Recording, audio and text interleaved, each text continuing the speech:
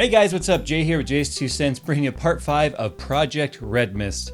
I'm getting a little bit sick of it too, to be honest with you guys. It's late, it's after midnight, it's somewhere around 12:30. I've been working on this thing since the moment I stopped Tech Talk tonight and we signed off, and I am just really friggin' exhausted, so bear with me on this one.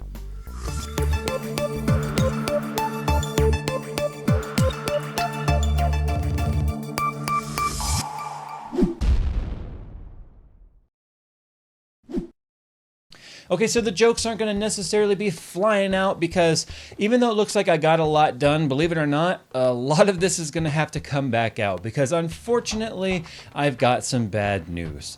We'll get to that in a minute. As you can see here, I've got both the loops together. We've got the white loop and we've got the red loop, and it turned out really, really good. I'm very happy with the way that it looks. I've got the white LED strip here. I've got the backlighting going on the reservoir. It's kind of hard to pick up on the camera, but trust me, it's there. We've got the red and the white going on. I've got all the lower plumbing going on. I've got the drain ports. I've got some of the wiring in. In fact, there's not going to be that much more wiring going on inside here, so it's going to be really easy to see just how clean and tidy this is going to be. In fact, this build is starting to look like something that belongs in a trade show on display rather than something that should be played with every single day. So, and I'm going to miss this thing. I've spent a lot of hours. If I had to estimate with the amount of hours I spent today on it and the amount of hours that I've already spent, I'm about 65 hours invested into this build so far, which means that my hourly rate at what I basically been paid means I've been working for about 50 cents an hour. No, I'm just kidding. Anyway, it's totally worth it because I get to do a custom build like this for you guys. So the bad news, what happened? There's two pumps and two loops going on here. Unfortunately, one of the pumps is bad. Now I'm going to give you a little education here in part 5 on what's going on with the pumps and what this means. The way that these pumps work is they're centrifugal floating bearing pumps. So what that means is you have an impeller that's being turned by an electric motor that pulls water into the middle of it, it spins it, and centrifugal force pushes it out. Now it's a floating bearing because the only lubrication these pumps get is from the water surrounding the bearing, allowing it to stay centered inside of the shaft rather than, I said shaft, yeah, I did. It stays floating in the middle without touching any of the sidewalls. That's why it is extremely bad to run your pumps dry. You should never run your pump dry even for a few seconds because that can cause immediate life shortening and damage to your pump.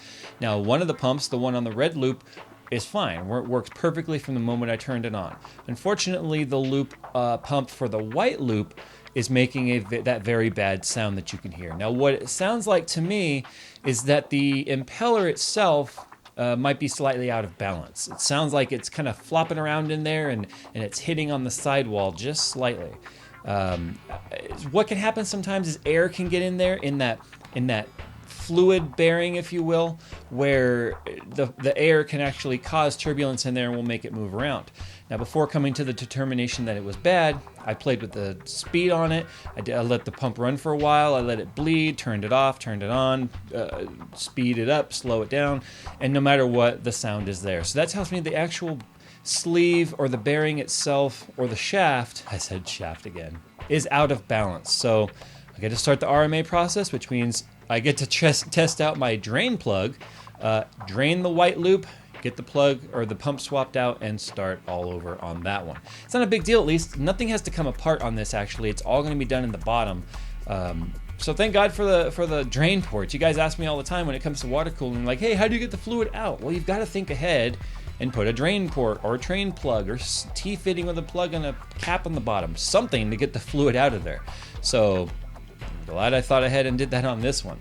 Now, as you can see here, we've got some of the lighting going on. Now, one thing that I want to go ahead and address here is about the way that the graphics cards are set up in the loop here, because I already know that there's going to be people thinking that I did this wrong, and I'm going to be having temperature issues and trying to convince me that I made a fatal mistake here, and I'm here to tell you, you guys are making a fatal mistake by thinking I don't know what I'm doing. Now, without sounding cynical or egotistical, guys, this has nothing to do with the fact that I've been water cooling for 10 years. This has everything to do with the way that fluid dynamics work.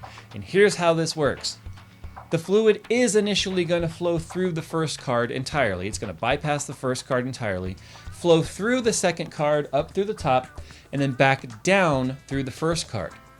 it will bypass that first card until that loop is complete, at which point that becomes pressurized, where the fluid will then separate off into the first card, completing that loop, and meet up with the fluid coming out of the second card, thereby completely dividing the flow 50-50 evenly, where both cards are getting the exact same amount of flow. The amount of time it takes for them to bypass the first card, fill up the second, and then meet again in the first is only a couple of seconds, and that's done during the initial filling process, at which point when all of the system is bled, they're getting an exact equal flow of water between the two of them.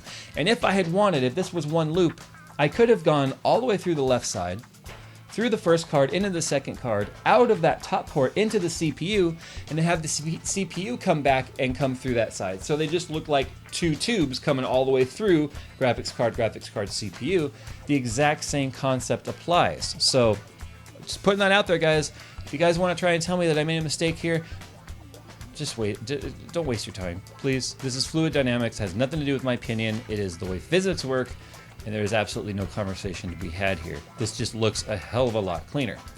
So the bending on this, you can see I got all the bending done. Quite honestly, the most difficult bend I had in this entire thing, and you might think it was this lower tube or maybe the tube coming out of the south bridge into the return of the white loop. No, it was actually the tube going from the upper radiator down into the motherboard block. That was the hardest one because it's just slightly out of alignment and it's perpendicular. So you've got it coming down and in, and it's off center. So that one was actually a little bit hard. It took me 5 tries to get that bend. Finally nailed it, and I think it looks pretty good considering. So there it is, guys. I actually had a lot more LEDs I could put in here. I don't think I'm going to, because I think at that point it'll be too damn bright. So I had hoped that part 6 was going to be the build is done and we've got some benchmark numbers and stuff. Unfortunately now, maybe I'll just document the replacement of the pump and see where we go from there. So guys, this has been part 5, I think. I don't know, it's late and I lost track, so my eyes are bloodshot.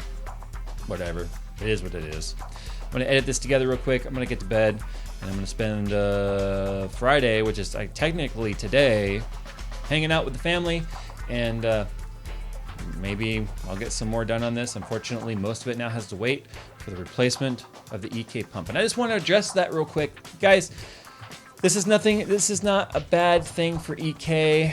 I mean, sure, it sucks to get a bad part, but you guys ask me all the time, you know, have you ever gotten anything that's bad in the mail? Very, very rarely, and this happens. This is not, I'm not mad at EK, I'm not mad at Frozen CPU.